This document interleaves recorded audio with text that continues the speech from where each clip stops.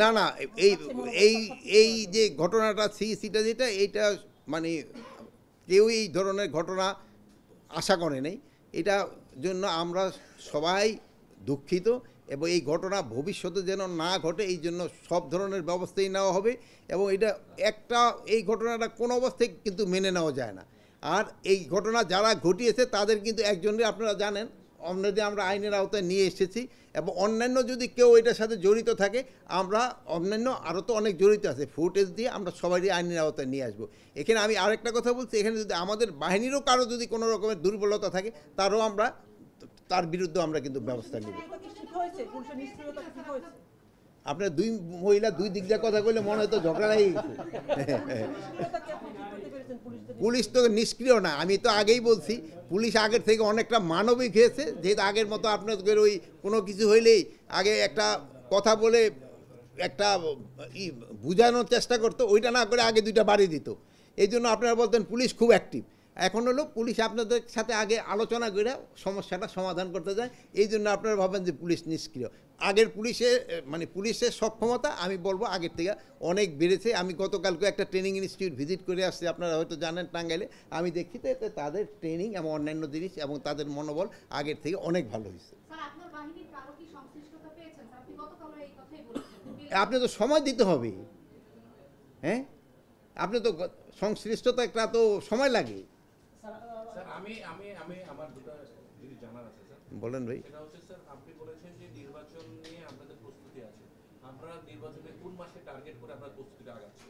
এখন নির্বাচনটা কবে আপনারা একটা তো মোটা একজ্যাক্ট তারিখটা ঘোষণা না, বাট একটা অ্যাপ্রক্সিমেট তো ঘোষণা হয়েছে। যেমন টার্গেট থাকে না সবসময় একেবারে কতগুলি আছে একটা পিন পয়েন্ট টার্গেট, কতগুলো এরিয়া টার্গেট, বাট আমরা কোন এরিয়াটা হচ্ছে ওই এরিয়াটা তো আইডেন্টিফাই করছি। একেবারে পিন পয়েন্ট আমরা করতে পারি না, পিন পয়েন্টটা করে দেবে ইলেকশন কমিশন।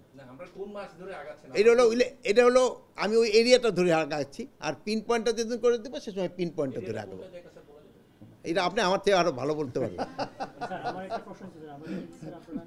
আওয়ামী লীগ এবং আওয়ামী লীগের কার্যক্রম পাশাপাশি ছাত্রলীগের কার্যক্রম নিষিদ্ধ আছে, কিন্তু আমরা দেখলাম আগে ঢাকাতে মিছিল করতে, গত 2 দিন আমরা দেখছি ঢাকার বাইরে মোটামুটি বড় আকারে তাদের 2-3টা মিছিল হয়েছে। এটা কি স্যার আপনারা কি কোনো প্রকার খবর পাচ্ছেন অথবা কিভাবে করছে যে নিষিদ্ধ? না, গতকালকে ছিল কিন্তু আওয়ামী লীগের প্রতিষ্ঠা বার্ষিকী। আমরা যে ধরনের তাদের থেকে আশা করছিলাম অত বড় ধরনের কোনো ঘটনা ঘটে নাই। এরা ঢাকা শহরে ওরকম কোনো কিছু করতে পারে নাই, আর আশেপাশে ওরকম কিছু আজকাল হয়তো ভিডিও ফুটেজের মাধ্যমে ছোটো জিনিস অনেক বড় করে দেখানো যায়, ওইগুলি হয়েছে। বড় কোনো কিছুই করতে পারে নাই, তারা আস্তে আস্তে কিন্তু একেবারে নিষ্ক্রিয় হয়ে যাচ্ছে। একটা বিষয় জানা যাচ্ছে যে সাবেক 3-4 নির্বাচন কমিশনে যারা সিইসি ছিলেন, নির্বাচন কমিশনার ছিলেন, তাদের পাসপোর্ট বাতিল করা হয়েছে, এরকম একটা খবর আমরা পাচ্ছি। এটা কতটুকু? আমি এটা অবশ্য পরীক্ষা না করে এই মুহূর্তে বলতে পারবো না, যেহেতু পাসপোর্ট অধিদপ্তরের সাথে হয়তো আমি না জিজ্ঞেস করে বলতে পারবো না। আজকে ডিসকাশনের ভিতরে এই জিনিসটা আসেনি। মব ভায়োলেন্স বন্ধ করা যাচ্ছে না, কিন্তু মব ভায়োলেন্স কমায় আনা হয়েছে অনেক, আগের থেকে অনেক কমছে। তা আপনারা ভালো থাকেন, দোয়া করি। আল্লাহ হাফেজ।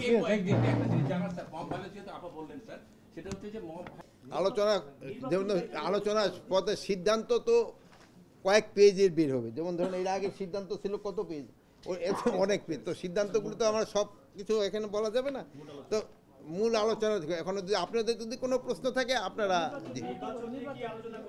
নির্বাচনের ব্যাপারে আলোচনা হয়েছে যেন আইন শৃঙ্খলা পরিস্থিতিটা যেন ভালো থাকে, এই জন্যেই কীভাবে আমাদের আইন শৃঙ্খলা পরিস্থিতি ভালো রাখা যায় এবং ভালো থাকে এই ব্যাপারে আলোচনা হয়েছে। এবং আমাদের এখানে মোটামুটি সব বাহিনী প্রধানরা একটা এনশিওর করছে যে ওই সময় পরিস্থিতি ভালো থাকবে। আরেকটা জিনিস, নির্বাচনে আইন শৃঙ্খলা পরিস্থিতি ভালো থাকাটা শুধু আইন শৃঙ্খলা বাহিনীর উপরে নির্ভর করে না, যারা পার্টিসিপেট করে তাদের উপরেও কিন্তু নির্ভর করে। এই জন্য আপনারা সবসময় বলবেন, তাদেরও বলবেন যদি নির্বাচনটা ভালো হয়, যে জিতে তার জন্য কিন্তু একটু ভালো হয়, ভালো নির্বাচনে জিতলে। আর যদি কোনো রকম অসুবিধা হয় সেসব কিন্তু লোকজনে বলে যে এই নির্বাচন ভালো হয় না বুঝতেন। এই ভাই যেমন ধরেন যে 3 ভোটে হারছে, বাট সাহস করে বলতেছে যে আমি 3 ভোটে হারছি, যেহেতু নির্বাচনটা ভালো হয়েছে দেখে কিন্তু উনি সাহস করে বলছে। তার না হলে উনি কি বলতো যে আমার কারচুপির মাধ্যমে হারানো হয়েছে। ব্যবস্থা নেয়নি বা নেওয়া হয় সেই সব কেন্দ্রে আপনারাও ছিলেন, আপনারাও কোনো কিছু বলেন না।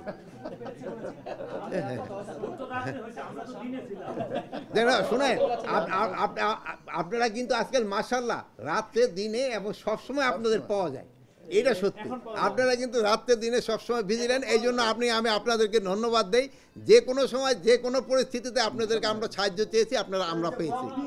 এটা পুলিশ না, এটা সম্পূর্ণ আইন শৃঙ্খলা বাহিনী এবং এটা শুধু এবং অন্যান্য বাহিনী যেমন returning officer, pulling officer, presiding officer, এদেরও কিন্তু একটা বড় দায়িত্ব রয়েছে।